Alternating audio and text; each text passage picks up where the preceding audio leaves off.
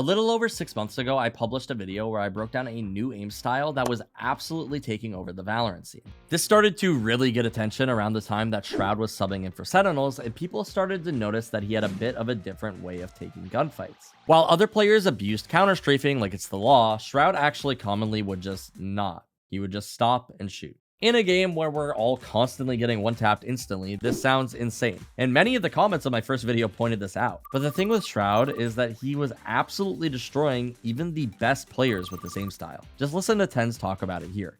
Okay, focus on his movement more than anything. His aim is fucking crazy too, but his movement with his aim, it's like actually like perfect for Valorant. I don't know how to explain it.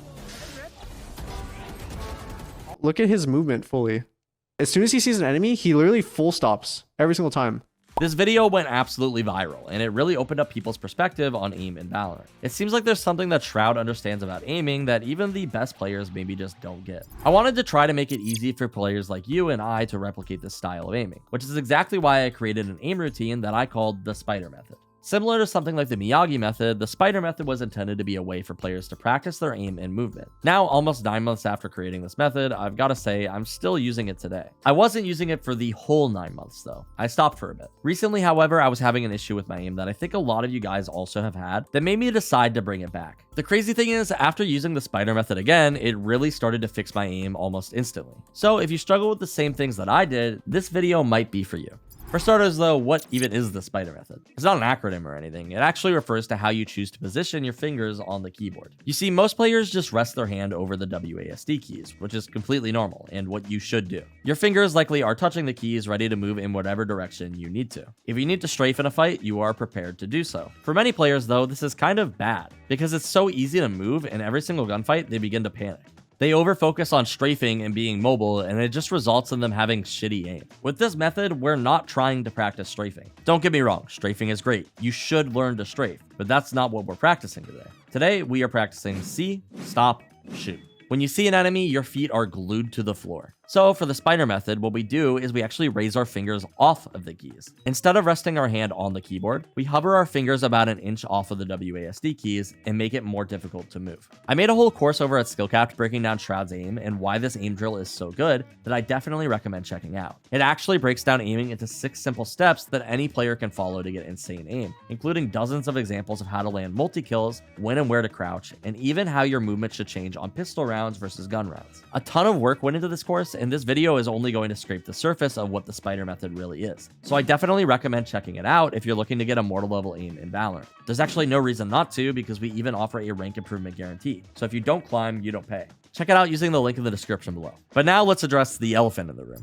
Why did I stop using this method? Well, to explain that, first let's talk about what this really is and what it's not meant to be. The spider method is meant to be a warm-up or a practice routine to simplify the act of taking gunfights in Valorant. Listen, Valorant can be a super complex game if you really dig into it. You can definitely go down the whole rabbit hole of guides that just keep making the game more and more complex. But the reality is, for most players, they haven't even mastered the basics yet. The spider method is a routine intended to break the game down into the core of see, stop, shoot. However, it is not intended to be a replacement for all of the other things. Counter-strafing is still really important to learn, and it should be practiced as well. You need to learn how to dead zone.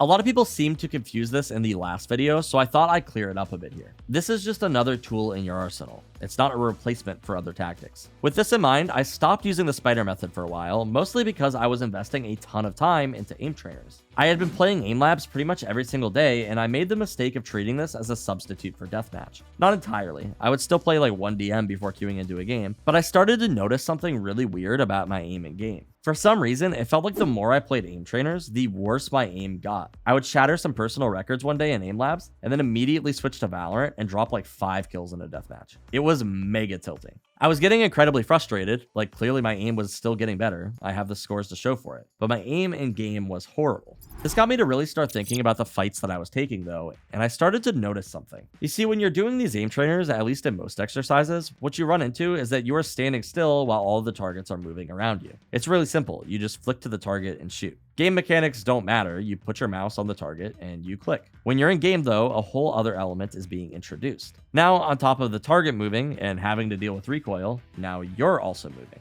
This is a whole new difficulty that you need to account for. I noticed specifically that when I was attempting to strafe, I was a complete bot. But when I was using the spider method again, I was instantly just winning. This was my secret to transferring my time in aim trainers over towards the actual game. You see, aim labs will never be a perfect one-to-one comparison to Valorant. That's just not what it's meant to be. But when you remove the strafing element from Valorant, it makes it pretty similar. All your enemies are just targets waiting to be clicked. This might be something that you want to try if you find that it's easy for you to hit moving targets in aim trainers, but for some reason when you load into game, you can't hit the broadside of a barn. It's just kind of a great routine to get your confidence back. It lets you know that when you swing, you are capable of just sitting the target down. Now, while it's great practice, it definitely is not without its flaws. This technique is especially good in mid to close range duels, where the shots aren't especially difficult to hit. The closer the target is to you, the larger they are, and the less likely that you are to whiff. This is actually part of the reason I don't really encourage you to take super far range gunfights in your game. If you want to make the shot as easy as possible, generally it is better to use utility to close the gap so that you can guarantee the shot. The other reason is that most guns just aren't really fully accurate, so the further that you are, the bigger of an issue that this becomes. In the current map pool, it can be kind of tough to take advantage of the spider method, because if you're fighting somebody from 30 meters away on breeze, you don't really want to full stop and shoot. Although something interesting that you'll realize if you try is that a lot of the times you actually just can. Like, it might not feel like it all the time, but you totally can just stop, ADS, move your crosser to the target's head, and shoot. Sure, you'll get killed sometimes, and at this range, strafing is pretty important, but the spider method aims to teach you that it is okay to stop moving sometimes. On maps like Breeze and Icebox though, it's just a bit tougher. You're more likely to miss at a range, and in this case, that's when it favors you to be a bit more mobile, since gunfights will last significantly longer on average. The other thing that you want to look out for is that although we are stopping, it doesn't necessarily mean that we are just spraying. You don't want to build up a bad habit while doing this, and a crouching habit is definitely a big risk if you're just going to stop and shoot. Don't practice spraying, and if you need to take more time after your initial flick to adjust, that's totally fine. But if you're struggling with your aim as a whole, using this method is a surefire way to get yourself back to the basics and start fragging like Shroud today. Alright though guys, before we wrap this up, let me tell you a little bit more about SkillCapped. So we offer a 5-division rank up guarantee, and we think that's a pretty crazy thing to offer. It's like a gym membership guaranteeing you'll get ripped. Your local gym would go bust if they offered you that. Not us though. We've offered this for years because our service really does work. It works so well in fact that we're able to produce by far the largest catalog of premium Valorant guides on the internet. We add new courses every month with over 1,000 guides curated into over 50 courses. No one can compare. We also have a direct line of communication with our subscribers in the Discord so that you can get connected immediately to some of the best players in the game who will respond to all questions asked. Not only that, but we've also been running community in-houses throughout the week where you can learn with players just like yourself. Sign up today for as little as $6.99 a month if you are serious about improving. So that's going to be all for this one today. Thank you so much for watching, and we will catch you in the next one.